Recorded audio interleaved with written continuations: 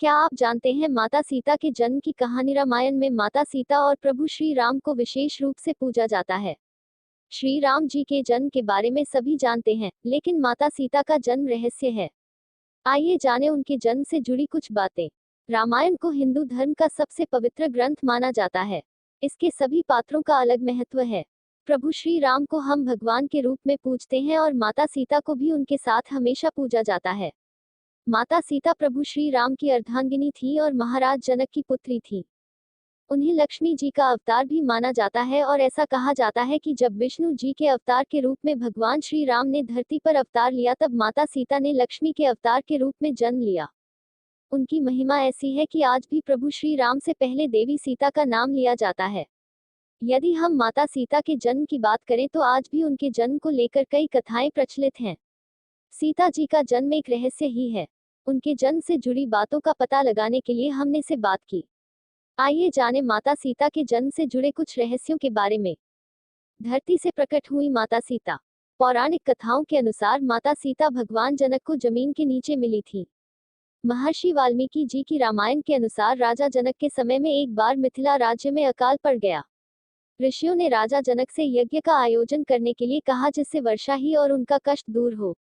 यज्ञ की समाप्ति के अवसर पर राजा जनक अपने हाथों से हल लेकर खेत जोत रहे थे, तभी उनके हल का नुकीला भाग, जिसे सीत कहते हैं, किसी कठोर चीज से टकराया और हल वहीं अटक गया। जब उस स्थान खुदाई हुई तब एक कलश मिला जिसमें एक सुंदर कन्या थी। राजा जनक ने उस कन्या को कलश से बाहर निकाला और उसे अपनी पुत्री के रूप में स्वीकार किया। जनक की पत्नी उस समय निसंतान थी, इसलिए बेटी को पाकर वो अत्यंत प्रसन्न हुई। चूंकि हल के उस हिस्से से टकराकर माता सीता मिली थी, जिसे सीत कहा जाता है, इसलिए ही उनका नाम सीता रखा गया। वहीं जनक पुत्री के रूप में उन्हें जानकी कहा गया। क्या रावण की बेटी थी माता सीता?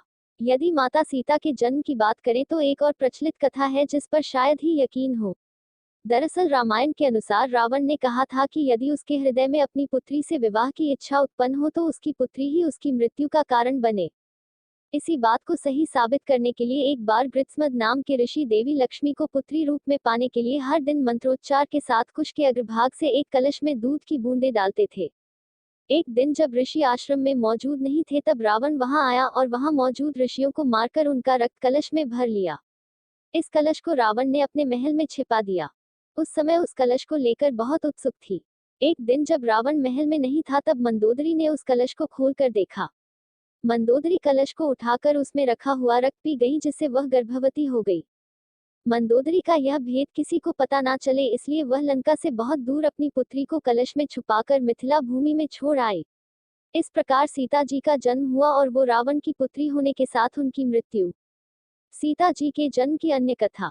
देवी सीता के जन्म की तीसरी कथा वेदवती नाम की एक ब्राह्मण कन्या से संबंधित है, जिसका उल्लेख ब्रह्मवैवर्त पुराण में मिलता है। इस कथा के अनुसार एक समय वेदवती भगवान विष्णु को पति के रूप में पाने के लिए तपस्या कर रही थी। हिमालय पर भ्रमण करते हुए रावण की नजर वेदवती पर पड़ी और उसके मन में वेदवती से विवाह का विचार आया। वेदवती रावण से बचने के लिए ऊंचाई से कूद गई और मृत्यु के समय वो रावण को श्राप दे गई कि आगे के समय में वो पुनर्जन्म लेकर रावण की पुत्री बनेंगी और उसकी मृत्यु का कारण बनेंगी। माता सीता का जब जन्म हुआ तब अपनी मृत्यु के भय से रावण ने उसे धरती पर एक कलश में रखकर गाड़ दिया।